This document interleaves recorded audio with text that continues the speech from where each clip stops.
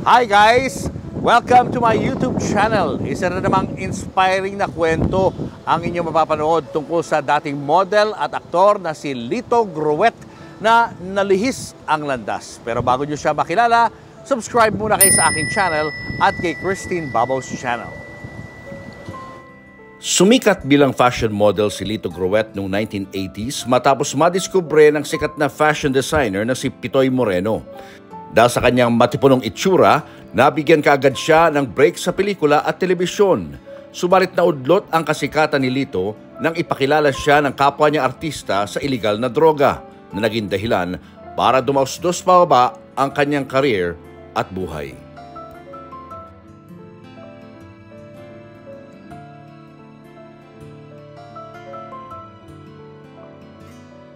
Papasok tayo dun sa CCP. CCP, Folk Arts. Doon kasi talaga. dito, binago na lahat eh. Dati dyan ako natutulog eh. Ha? Saan? Dito sa mga area na ito. Ah? Then sa mga bago, di ba, sa baba nun, dagat na. Yan sa mga yan, sa mga Ayan. Yan, tulog ako dyan. Inaalam ko. Anong pakiramdam mo na bumalik ka rito? Nag-goosebumps ako eh. Aha. Actually, nung sinabi mo na pupuntahan natin yung mga lugar na pinuntahan mo, na kinabahan ako actually sa totoo lang. When you are brought back into a certain place, tapos ganyan yung mga memories na nangyayari, at saka you can look back from what you are doing now compared to what you did before, nakikita mo yung kamay ng Diyos talaga. Paano siya umalaw para masave ako. Nakakaano eh, very emotional eh. Doon sa bandang doon, meron kasi siyang ganito rin. Ngayon, pag maraming tao, siyempre naka-istorbo ako. Doon sa bandang baba, maraming mga bato-bato na ganyan. Pero mas maano pa yun eh. Mas malapad pa. Mas malapad pa, pwede kang bumaba, pwede kang umupo. Pero nandun ng lahat ng basura rin. Patay na daga, mga tinatapon na basura. Doon ako natutulog. Ngayon, merong pulis na lumapit sa akin, dalawa. Una akala na salvage ako kasi nakahiga ako. So ngayon, ginising ako. Sabi niya, hey Joe, kasi akala niya Amerikano ako eh. Manon ako, sabi na, hindi patay. Buhay pa. Akala Amerikano? Oo, Amerikano. Akala na, patay ako dun eh. So nung gumala ako, tumingin, sabi na, hey Joe, come here. Sabi ako, patay? Sabi ko, pulis. May shabu pa naman ako sa ano. Sabi ko, sir, yes. Sir, don't stay here because there are many addicts. Hindi nila alam. Ikaw yun. Hindi nila alam. Gusto sabihin, gusto mo? No. So kung saan ka makakita ng lugar na pwedeng tulugan doon ka? Dati kasi sa mga fast food, sa madaling araw, nilalabas nila yung mga bins. Mga garbage bins nila. Kinukulat yun sa ano. I don't know ang patakaran ngayon, but dati nilalabas nila. Nagbubukas ako nung naghahanap ako ng mga fast food packs na mga merong mga tira-tira na pagkain. Yung kinakain ko yun. Parang niluluto mo pa, hindi na? Yun na. Diretso na. Diretso na pala sa pagpag to. Hindi mo na niluluto. Naghahanap ako yung mga, halimbawa, pag manok, merong portion doon na hindi kinain. Dito, nasa tabi ng Cultural Center of the Philippines. Nung panahon na yun, wala masyadong tao dito, lalo na sa gabi. So, naghahanap ako ng place, lalo na pag umuulan. So, ito yung dati, sarado pa ito eh. So, Diyan ka matutulog. Tapos, mawawala ka dyan ng umaga na. Oo, Pagkagising mo. Oo, pagkagising. Pagka may gigising sa akin, ipatulit ako. Patit na. Guys, Lito Gruet is with us today. Makulay ang yung buhay Lito. From famous sikat na artista, model, turned drug dependent. Kwento mo sa amin muna, bago natin pag-usapan yung tungkol sa drugs. Paano ka napasok sa showbiz? Ano ba una mong trabaho? Una, naging modelo kasi ako. Nag-start ako sa Cebu being a Levi's model. Gusto kong subukan kasi at least once, sabi ko, kailangan masubukan ko maging isang modelo na sa Manila. Kasi during that time, mga late 70s or early 80s, pag sinabi mong nakamodel ka na ng Manila, talagang big deal na yun eh. Parang sa mga taga-probinsya na, punta ka lang ng Manila, big deal na. Ano pa kaya kung naka-model ka na? So, I wanted to experience that. Just para masabi na I tried one time. But when I came over, without the consent of my family, and nangyari ngayon was that sabi ko sa friend ko, na before I go home to Cebu, kasi yun lang ang pera ko eh, wala akong pera talaga eh. Gusto kong maranasan isang nightlife sa Manila. So sabi niya, pumunta ka sa Q Disco sa Regent. I bought one beer, which lasted 3 hours. Kasi hindi na ako maka-second beer na eh. Wala na akong pera noon.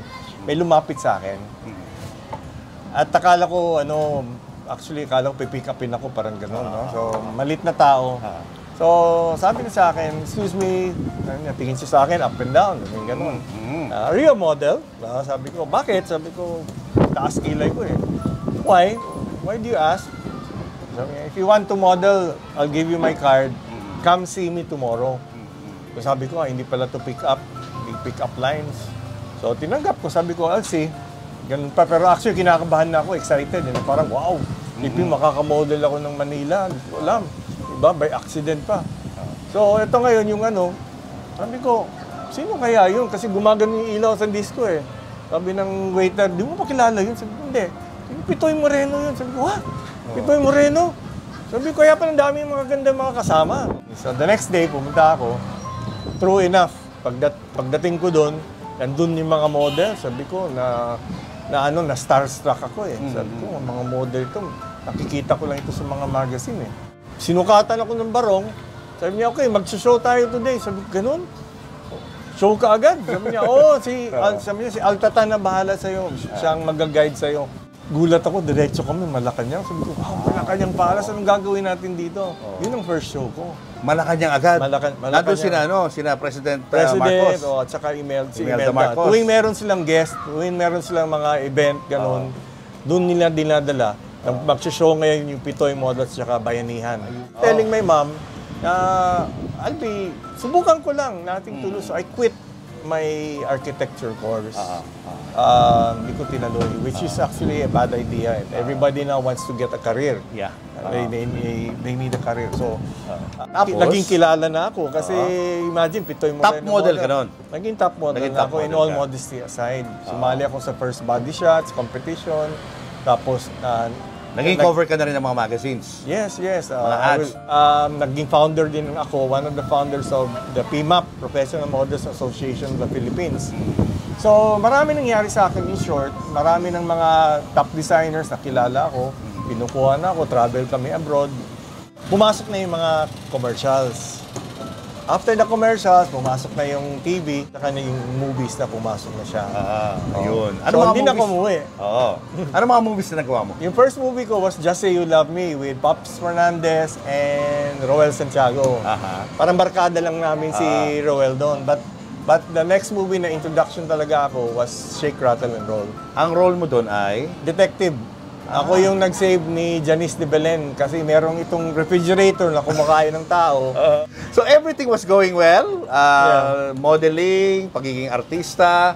Kamusta naman ang kita? Okay. Okay naman kita. Naging self-supporting na ako eh. May ano ka na rin? May tirahan ka sa sarili mo? May tirahan na, may kotse na, lahat. May savings na ako. Wow. So okay. So kung okay naman pala lahat, paano ka na-introduce sa drugs? Kasi naging ignorante ako eh. What were you going through? Kaya tinry mo mag-drugs? Wala. For me, it was more on fun lang. Parang uso kasi. Pero who introduced you to it? One time, nagkaroon ako ng konting problema sa tatay ko, which is also a warning for everyone na sometimes ang umpisa nito could be the most trivial of all things. So, simple argument lang. Tumakas ako, naglayas ako sa bahay ng tatay ko. Then, pumunta ako sa bahay ng friend ko, na artista rin. Sabi niya sa akin, alam mo, para mawala yung problema mo, tikman mo to. Sabi ko, ano ba yan? Sabi, parang tawas eh. Tapos lalagay sa foil, may apoy, tapos nalulusaw yung tawas, tapos umuusok, tapos merong water pipe. Sabi ko, kakatakot yan eh. Sabi niya, subukan mo, mawawala yung problema mo. So sabi ko, sige, nothing to lose siguro. Kasi although nagdadalawang isip ako, dumating yung mga kaibigan ng mga sexy. Mga babae, mga starlet. So tira sila ng tira, ang saya-saya nila. So sabi ko, parang saya-saya nila. Gusto kong nainggit ako eh. So I said na, sige, subukan ko nga. Bukas wala na ito. That was my biggest mistake. Kasi very euphoric ang feeling, yung parang ang sarap-sarap ng feeling. Talagang nakakawala ng problema.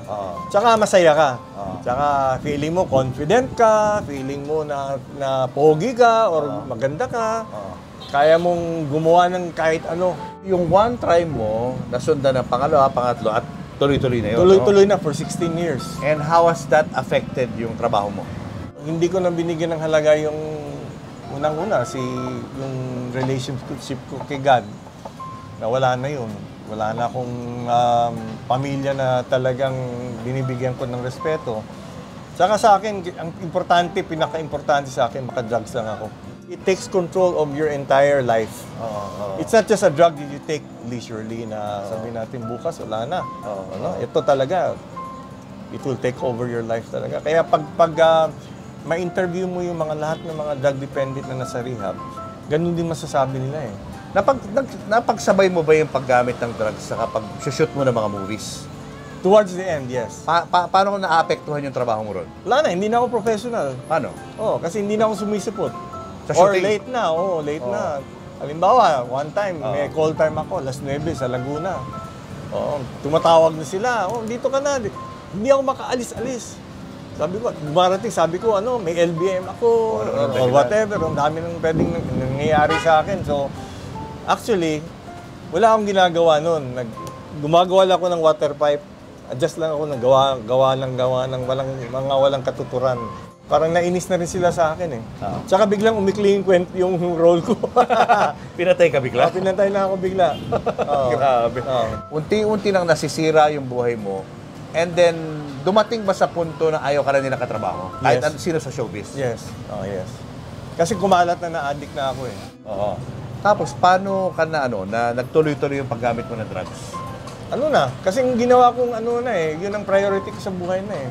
So, every day, my routine would be when I get up, hanap na kagad ako ng pera para bumili ng drugs. So, nawala na yung priority ko, wala na yung ambition ko, nawala na yung self-respect ko, nawala na yung desire, yung drive ko to be able to fulfill a career. Wala na yung... Puro drugs na lang talaga? Puro drugs na lang. Puro drugs na lang sa akin. Paano ka kumikita? Diskarte. Pangluloko. Nagbebenta ka rin ng drugs? Nagbebenta, nagnanakaw. Nagbenta ako ng drugs. Anong ninakaw? Para ma-sustain. Kahit cellphone, mga Swiss knife, mga Ray-Ban. Tapos binibenta mo yun? Kahit anong bagay na pwede mong i-trade, i-swap sa tulak. Tapos nagkakasino ka rin? Kakasino rin ako, ganun. Dito ako tumambay kasi malapit sa mga kasino eh. So, parang ito yung pinaka-home base ko. So, minsan umuwi ako sa mga kamag-anak ko, pero pag nakalabas ako, dito ako tumatambay. Yan. Sa kaibigan ko na tulak. Diyan, sa loob. Yan. Yan. Sa loob na yan. Yan ang tirahan mo noon. Tatawa. I've been wanting to come back talaga dito para makita ko yung anong mga kalokohan ginawa ko noon. Never had the chance eh. Oo, yan. May kakilala ka dyan? Hindi ko lang alam. 20 plus years ago.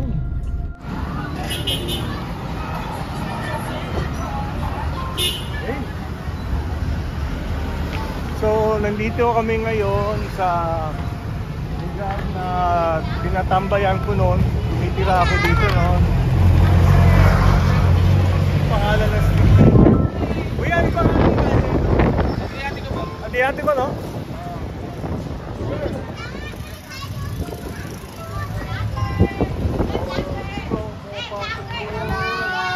Hi!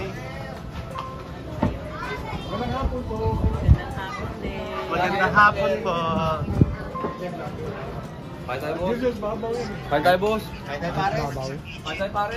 Yung iskinita na yun, yun ang tambayan ko noon na tuwing pagod na ako kasi umiikot ako dyan sa mga casino dito sa Ross Boulevard eh. Tapos pag wala na akong mapuntahan, wala ng pera, wala lahat, doon ako pumapasok. Tapos meron akong kaibigan doon na small-time pusher. Ngayon, ginagawa ko, tumatambay ako doon, tapos para lang makatira ako ng libre. Ako nagbabantay doon, nagiging utusan, tapos pati brief niya, tsaka underwear ng asawa, nilalaban ko. Para lang maka-libre. Grabe doon. So that area, yung sinabi ko, doon ako talaga, tumagal. Let's say, I will go there for 3 weeks, then 1 week, iba na naman, then balik na naman ako dyan. Anong naramdaman mo nung binalikan mo yung lugar na yun? How do you call it? Kilabot. Kilabot yung feeling na parang uneasy. Uneasy kasi yun ang place na naging very familiar sa akin noon, naging second home ko. Tapos ngayon, I'm going back there as a different person, no? With different intentions. Dati pumupunta ako doon para makahanap ng drugs. Pero ngayon, iba na. To be able to get information and to reminisce para magagamit ko itong feeling ng experience na ito sa mga next mga drug symposiums ko. Magiging magandang sample ko na ito. Isipin mo, bilang modelo at saka artista, tapos balik ako dito sa ganitong klaseng buhay. So, natanggap ko na eh. Paano umabot sa punto na wala ka na matirahan? Ano na kasi, yung nabenta na yung bahay namin sa BF Homes noon. So, nagkanya-kanya na kami. Nagpartihan na ng pera. So, I didn't have a house anymore. I was renting. So, nangyari noon, because ubos na nga yung pera ko, hindi na ako makabayad sa upa. So, palipat-lipat na ako ngayon ng upahan hanggat naging bed spacer na lang ako. Tapos, after naging bed spacer na ako, wala na eh. Yung lulong na ako sa droga, yung pambayad ng kahit na mura bed space, 1,000 lang nun eh. Yung parang hinayin ako, ba't ako magbabayad niya? I-drugs ko na lang ito. So, lahat ng pera ko talaga sa drugs na punta. Kasi yun ang happiness ko eh. Parang, yan, importante makatira lang. Hanggang sa umabot na sa kalsada ka na lang natutulog? Ang ending sa kalsada na ako natutulog. Ganon. Kasi hindi mo, mahirap isipin kasi na ganun ba? Na nangyari kaya yun? You know, in the beginning, I had a hard time trying to bring it up because I was scared that people will say na baka hindi to yan. Sibling, kalkal ka ng basura, tulog ka sa kansan. Until I met somebody who approached me, sabi niya, "Kuya, nabasa ko yung mga story mo sa Facebook." Sabi ko, mag-classmate pala tayo. Anong classmate? Bakit? Ganun din ginawa ko. He's a nurse. Nurse siya. Pogi din, matangkad. Ganun din. Sa bandang Holiday Inn din siya. Kalkal basura, tulog sa kalye, ganun. So sabi ko, ayan, I'm happy na merong nakaka-corroborate sa story ko na pwede talaga mangyari. At Bakit ka nagkakalkal ng basura? Hanap ako ng pagkain eh. Kasi yung tira-tira na pagkain? Gutom. Di ba sabi ko lahat ng pera na pupunta sa drugs. So between buying food and drugs, unahin ko yung drugs. Diba? Kung magkasakit ako, imbes na ibibili ng gamot, bibili ng drugs. Sayang eh. So, minsan, umabot ng point na gutom na ako. So, usually, mag-shoplift ako. Pupunta ako sa grocery, shoplift ako ng tsokolate, ganun. Mga madaling mapasok sa bulsa. O mga baterya, basta na may makain. Minsan, naglalakad ako, meron ako nang pupulot ng mga bote, mga empty bottles ng Coke. Ninanakaw ko yun. Para i-deposit sa sari-sari store for 10 pesos. Dalawang Spanish bread na yun. Yun naging buhay ko, di ba? Parang, grabe. Ngayon na iniisip ko talaga, sabi ko, grabe. You've been to hell, no? Yeah, Ganun talaga, no?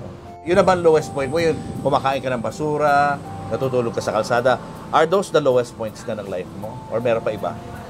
Ang mga naging barkada ko nun kasi, nung artista pa ako, puro mga politician, mga model, mga artista, mga people from upper society.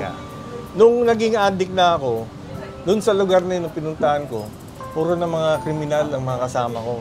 So mga bukas kotse gang, hold-upper, carnapper, prostitute, bugaw, mga dirty ninja cops.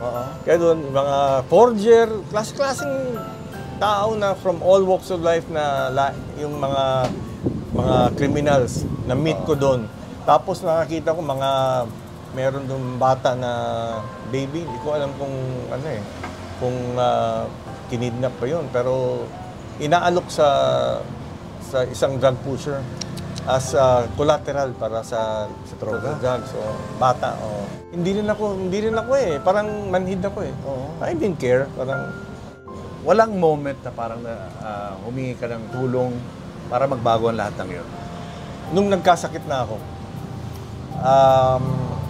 kaya nagalit ko kay Lord eh. Hindi ko totoo because there was a time na ang dami ko ng sakit. I had diabetes. I was borderline diabetic. I had hypertension. I had cystitis. I had gout. Tapos nagkaroon pa ako ng hepatitis. Ang dami ko ng mga sakit. Wala na akong ipin. Nasira tong ipin ko lahat. Ang dami ko ng mga skin disease. No? So I was physically deteriorating. Pupunta na ako sa Blessed Sacrament. Nagdadasal ako. Sabi ko, the Lord, tulungan mo naman ako. Pagod na ako. I've been wanting to stop, but every time I would stop, I would be too weak. Hindi ko kaya. Bigyan mo ako ng strength and, you know, gusto ko paggising ko na okay na ako. It doesn't work that way pala. Pag nagdasal ka, it's not like the next day. Parang switch ng ilaw na pak, okay ka na. Ang lowest point ko sa buhay ko was when I was stealing from my mom na may sakit. When you were stealing from your mom, paano mo ginagamit yung pera? Bumibili ng drugs. Pera yun para sa gamot Para niya? sa gamot niya. Kasi yun lang pera niya eh. My mom, may sakit na, cancer na siya eh. Tapos? Pero tapos may hypertension pa siya. So, yung humihiram ka ng pera sa kanya? Yung inaasahan niyang pera lang is yung Pension. Veterans pension tsaka SSS pension ng tatay ko. Paano mo which is only 10,000. Paano mo ginagalaw yung pera? Sinasabi ko lang na, ma, ako nang bibili ng gamot mo, gano'n. Tapos sasabihin niya, wag kasi alam ko hindi ka na babalik eh. Sabi ko, hindi ma, ako na bahala, trust me. Tapos pag kinuha ko yung pera, mawawala na ako, 1 week. Wala akong pakialam. Grabe, I didn't care about my mom until my uncle said, alam mo, ikaw ang pumapatay sa nanay mo, hindi yung sakit. So, siya nga nagsabi sa akin, why don't you try getting into rehab? So I said, yeah, I'll try. Susubukan ko. Pero deep inside, ayoko kasi karamihan naman ng mga drug dependent, denial eh. Ayaw talaga. So, dun. Pumasok ka sa ano? Pumasok sa ako sa DARE, rehab. DARE. Anong nangyari sa'yo doon? Pagpasok ko sa DARE, yung ginagawa kasi ng rehab, kaya naniniwala ako sa rehab eh. Kaysa na mga nagsiself-medicate. Although meron nagsiself-medicate na successful naman. Yung rehab kasi, unang-una, makakatulong sa pagbabago because number one, you're already in a secured environment. Ibig sabihin, wala na makakagulo sa'yo, wala na manggugulo, hindi ka na makakalabas. Second is, wala ka ng access sa mga temptation or sa mga kaibigan sa labas, di ba? Kasi nandun ka na sa controlled environment na yun.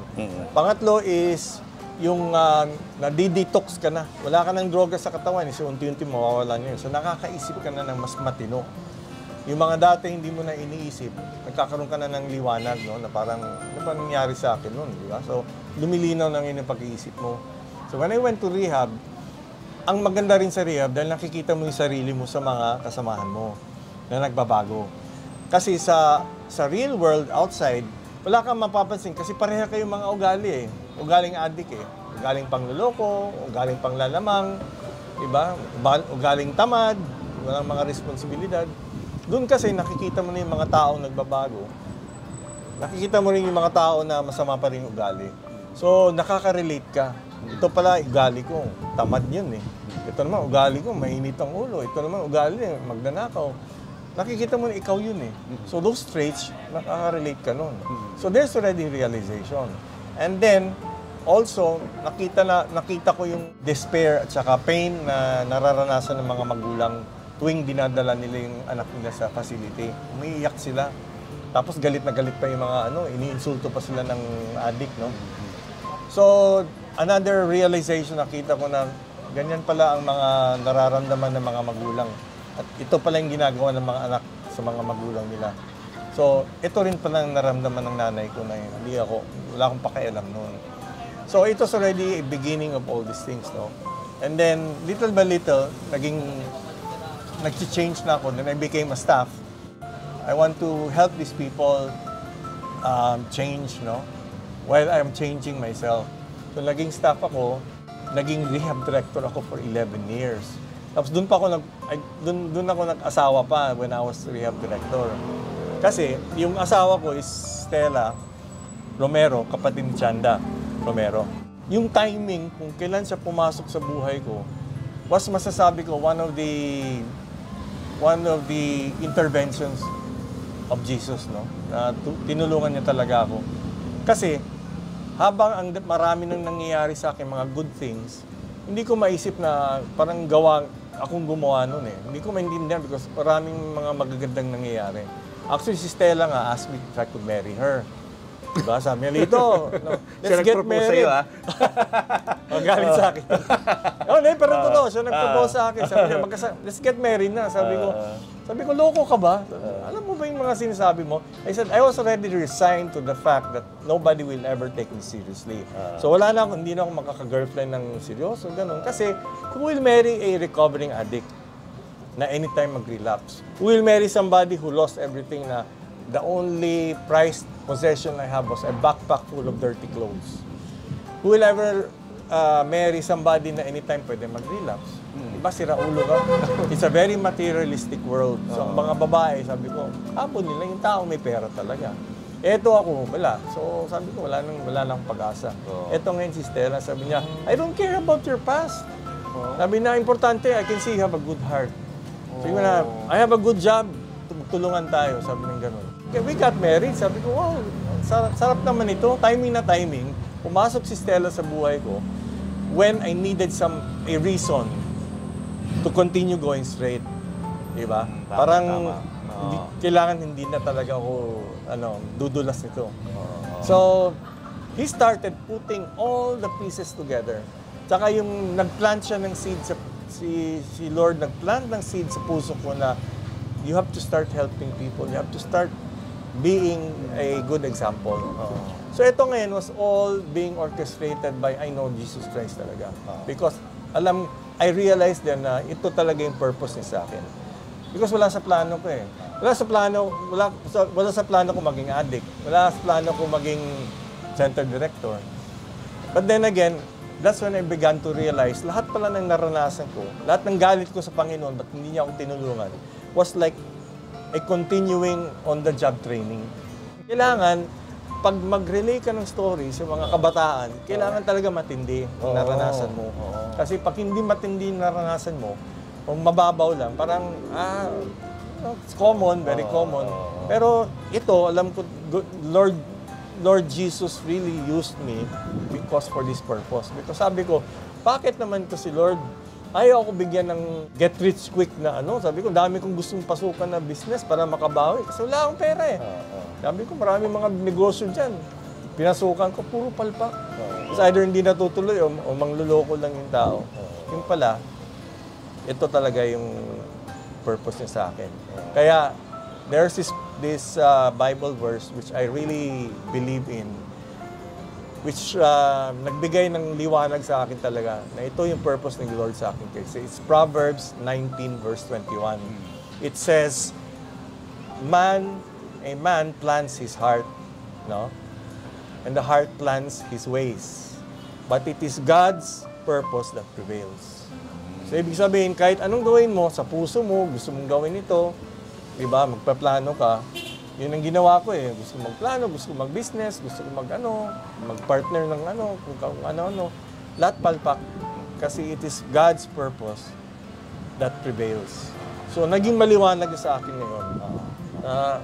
Yun pala yun, no? Na parang, ito yung intention na sa akin. So, the bottom line is, when yung rehab nag-close siya, 2011, I joined Stella na in Hong Kong. I wasn't able to join her earlier kasi meron pa akong inaayos na warrant of arrest ko. May warrant of arrest pa ako, hindi ko makakuha ng passport eh. So ngayon, ang nangyari is, I joined Stella in Hong Kong 2011. I worked there for 5 years. But hindi ako kontento bilang isang teller. Teller, sa bangko. Remittance teller. Retire ni Stella, balik na kami sa Cebu. Yun na. Yun na. I am the executive director now of Battle Against Ignorance Foundation. Paano ka napunta doon? Ngayon, nung bumalik ako sa Cebu, I started campaigning on my own to talk to people from different schools na to invite me. Para I knew kasi that I could be a very effective speaker, a drug abuse resource speaker. So, schools started to invite me. Umabot na ako sa Bacolod, umabot ako sa Manila dito, umabot ako sa Dumaguete, para mag-talk lang. No? So, marami ng schools kumuha sa akin. And ito yung happiness ko, parang sa akin kasi I believe in prevention more, no, than the cure. So, we have to save the children. So, when I was doing that, I wanted to be part of a rehab pa rin. So, ito ngayon, in one of my symposiums, I was fortunate enough to be one of those invited together with Safe Haven Recovery Village. Ito yung Christ-centered na 12-step program which uses spirituality and science. Tsaka humane siya eh. Yung sa DARE kasi more on discipline eh. Ito, mababait talaga sila. So lumapit sa akin yung current center director ngayon. Sabi niya, Brother Lito, sabi niya, I really hope you will join us one of these days. Sabi ko, ano ba yun sa inyo? Sabi niya, Safe Haven. So I visited them. Bumisita ako ng ibang rehab. Although magagaling yung program nila, tsaka I met na una, parang kulang eh. Parang wala sa puso ko eh. Nung pumunta ako sa Safe Haven, nakita ko na, okay ito. Talagang ang pagbabago nila ang priority, hindi pera. Kaya maraming scholars doon. Alam mo sa Safe Haven, kahit darating lang yung tao, kakatok lang, papapasukin, walang bayad. Wow. Basta willing ka lang talaga, they will help. They will help. So ngayon, tinanong ako ni Pastor Bong. Pastor Bong is the president and CEO of Safe Haven. He's also the founder, one of the founders and president ng Battle Against Ignorance Foundation. Sabi niya, would you like to join us sa Safe Haven? Sabi ko, ayoko na ng rehab. I can volunteer, pero I don't wanna be full-time part of the program already. Kasi 11 years, sabi ko, stressful sa akin, matandaan na ako. So, ang sinabi niya, what about Battle Against Ignorance? Baka gusto mo maging executive director. Sabi ko, wala akong experience yan. Pero ano bang ginagawa ng Battle Against Ignorance? Sabi niya, tutulong tayo ng lahat ng mga broken, lonely, wounded, hurting, neglected, lost, di ba? Lahat yan. Sabi ko, gusto ko yan. Interested ako yan. I am right now at the facility called Safe Haven Recovery Village. And this is where we put all those that we have rescued or those surrendered by the local government units. And we collaborate with Safe Haven. So in short, ito yung treatment facility ng Safe Haven in which nagtutulungan kami with Bahay Foundation. So maraming salamat sa inyong suporta. And Brother Julius, saludo ako, maraming pong salamat. Tulong tayo sa mga tao na tulad natin. So that's what we did. Sabi ko, I like to do that. Tapos sabi niya, focus din tayo sa mga street dweller. Kasi si Berta nandun na sa loob. Sabi niya, maraming street dweller dyan na natutulungan natin. So sabi ko, gusto ko yan, Battle Against Ignorance Foundation. Sabi niya, sige, bigyan kita ng ikaw na maging executive director, ikaw na magpatakbo. So you're going to start from scratch. So sabi ko, paano ko mag-uumpisa from scratch? As halos wala ng funding. Pero sa awa ng Diyos, He's been providing talaga. Providing me with good Samaritans talaga, no? I was Berta. I was a drug addict, and before I got there at the Safe Haven, I was in the streets in Puente Osmeña, and then one man blogger went and talked to me about my situation. Then he said that he wants to help me. He said that I want to take you there in Safe Haven in a rehabilitation center. For those hurting, lonely, and broken, do not lose your hope. Just like me, I was lost before, but now I have found. Pray always and ask to the Lord help. God will answer you when you ask help. I'm Kokoy Ilustre. At dati po ako basketball player na naging drug addict at patulog-tulog na lang po sa kalsada. Salamat din po ako kay Coach Lito na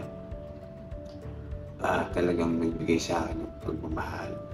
Tinanggap ako ng buong puso. Salamat ako sa staff ng Safe Heaven and By Foundation. Thank you, By Foundation. And Safe Heaven. I know that everything that I had to go through was part of His plan. Para magiging I will be a very effective teacher, a very effective counselor. So, pinaranas niya sa akin yun. Tsaka alam mo, Julius, wala akong regret. Lahat na nangyari sa akin, hindi ako nag-regret kasi dinala ako dito eh. So, ang importante is anong nangyayari ngayon. So, I'm happy now because the Lord is in me and I know that I'm doing His will.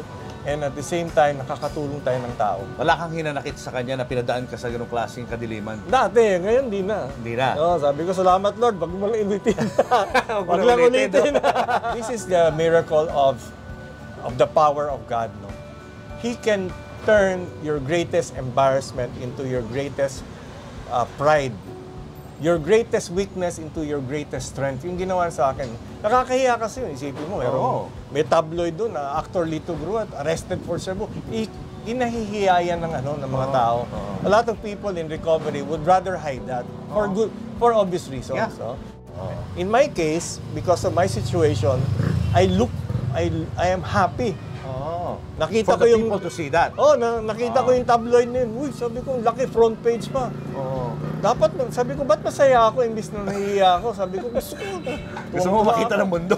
Yeah. And I use that all the time because I would tell them that I never planned to become an addict. I became an actor, but this is what happened to me because of ignorance. Marami ka na naligtas ng mga tao habang ginagawa mo. Masasabi ko, because when you say ligtas, na-change. May change, yeah. Or influence. I believe I was able to influence some people. How would you describe the feeling of being able to be successful in helping others? Sarap. Sarap. Talaga. After every talk, kahit pagod. Like now, after this, pagod tayo eh. Pero ang feeling talaga, hindi mo mabibili ng pera. Yeah, you're doing so well dito sa ginagawa mong to. And dama ko yung sincerity mo sa pagtulong sa mga tao. But sabi mo nga, you also need help para magpatuloy itong inyong project na to. Invite mo yung mga viewers natin, paano sila makakatulong sa inyo? Alam nyo, Brother Julius is going to show saan kayo makakadonate, saan kayo makakatulong. Kailangan ko po ng tulong ninyo. Sana pagbigyan nyo ako na isang dating artista, isang dating modelo na bumagsak, nakaranas ng hirap at umabot sa rock bottom. Pero nakabangon ulit through the grace of God. And there is a purpose kung bakit na-save ako. I could have been dead in a mental institution or pwede, nakakulong na ako ngayon. Yun ang magiging buhay ko. Pero nandito ako ngayon sa harap, nandito si Julius, giving me this opportunity to be able to share our knowledge. Kasi I believe na dapat yung ako tulungan eh. Kasi maganda yung intention ko talaga to help these people who cannot help themselves. So we're going to be showing yung bank accounts ng Safe Haven at ng Battle Against Ignorance. Dito nakikita nyo ngayon sa inyong mga screen kung paano nyo sila kukontakin at kung paano kayo makakatulong sa kanila. Thank you so much. Thank you You're so doing much so for well. the We're very opportunity. proud of you. Pagpatuloy mo ito, magandang ginagawa mo. Marami Salamat din sa mga taong tulad mo na nagbibigay daan para to be able to share this to the world. Thank you and good luck. Okay. Thank you. Hi Kinmates, it's me, Mamo Tintin, inviting you to also subscribe to my channel, Christine Babos Channel. Marami akong videos na mag-e-enjoy din kayong panoorin, kaya sulit sa oras. Hit that notifs bell too. Like, comment, and share. Thank you, Tinmates. Subscribe to this channel, like our videos, and post your comments below. And always hit the notification bell.